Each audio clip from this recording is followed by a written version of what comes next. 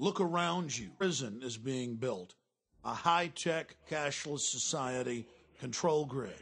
We're now going to explore the ruling elite in the world today and what their driving ideology and philosophies are.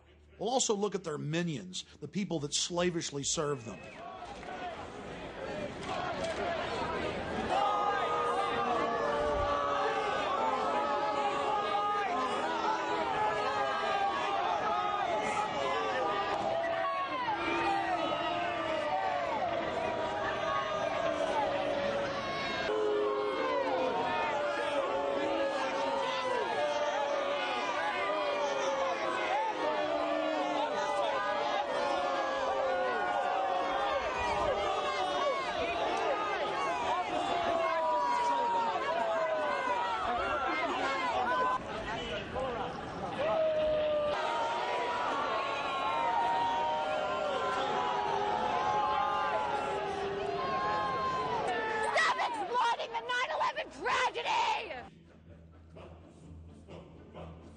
Well, here we are all the way from Austin, Texas, covering the Republican National Convention. What we're seeing here is Skull and Bones coronation number 2. Well, down here you can see the CNN staff, Bush Light. They love the president, put out all the propaganda. They also worship Kerry. So does Fox News when it comes to worshiping Bush. So here's the so-called mainstream media you can trust, which is nothing more than basically a CIA front to propagandize and manipulate the people. But it's all in a slick packaging with a great, impressive background, and that's what people respond to. You know what? I bet most of those so-called Texans down there from that Texas delegation aren't even first-generation Texans. They're just as phony as George W. Bush is. A guy who is from Kennebunkport, Maine, whose daddy speaks with a perfect Atlantic accent. People who were Tories back in the Revolutionary War. They came down carpetbagging to Texas when George was a little boy. And now so many Texans and phony Texans have been sucked in by this and just love the whole motif. But again, it's form over substance. It's the packaging. Yeah, I'm a slave. I'm happy about it. I'm proud of it. I've decided to just join the New World Order. I've decided to just go along with it and have a good time. The media has really been covering Skull and Bones lately, how Bush and Kerry are both members. Are you aware of that organization? I am not. Does it concern you that they both were in the same fraternity in college and just 2 years apart? No, it does not.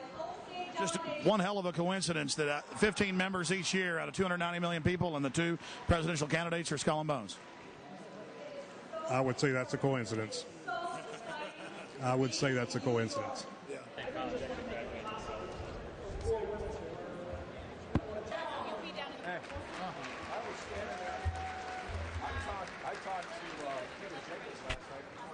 What do you think about Bush and Kerry being cousins and members of Skull and Bones? Excuse me? Did you know Bush and Kerry were cousins? Kissing cousins or what? They really are cousins. They really are. There's only 15 members of Skull and Bones each year out of 290 million Americans, and both of them are Skull and Bones. Certainly you're aware of that. Oh, well, why wouldn't you be? Talk to Bill O'Reilly. He'd have that answer. I know he would. Well, but I'm not talking to Bill O'Reilly. What do you think? Yeah. We need to talk about it. I mean, him and Kerry are cousins. They are members of Skull and Bones. The question is, would he be a Skull and Bones guy today? I mean, you know, people do crazy things when they're young. Well, his dad was a Skull and Bones, and his dad. It's in politicians' autobiographies. You know, it's in the encyclopedia. And it was called the Illuminati. I remember reading about the Illuminati in the 60s, late 60s, when Hal Lindsey came out with a book, The Late Great Planet Earth, and everybody's going to get raptured and go to, you know, and so kids were walking around talking about that theory, and then the Illuminati book came out, or a number of them came out, and it was one world government, one world money system, one world religion. That's all coming now. Oh, it is. Conspiracy theories never work. I mean, look at... Well, every time I bring it up, somebody says, oh, you think it's a conspiracy? No, it's a real group. I want to know what you think. We got into not a debate, but a gal who was a real confirmed Republican. She married a real liberal guy, and the next thing you know, we have her over for dinner, and I hate Bush. And I said, whoa, where'd all that come from? And she got right down to... you know, all the things of all the presidents being involved in this society, all Masons, and that was her whole base. And I hate Bush, and I said, well, then how could she hate Bush? Because Kerry's a member.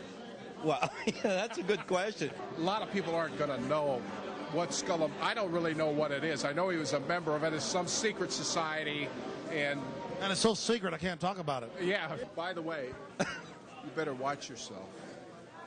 You know what I'm saying? Because if there's anything to it, you're a marked man. You guys have a good night. Well, I'll tell you what, you're in the right place to be safe. You were both in Skull and Bones, the secret society. It's so secret we can't talk about it. What does that mean for America? The conspiracy theorists are going to go I'm wild. sure they are. I don't know. I haven't seen the web. Number 322? First of all, he's not the nominee. And, look, I look for... Are you prepared to lose? No, I'm not going to lose. You both were members of Skull and Bones, a secret society at Yale. What does that tell us? Not much, because it's a secret. Is there a secret handshake? Is there a secret code? I wish there were something secret I could manifest. 322, secret number?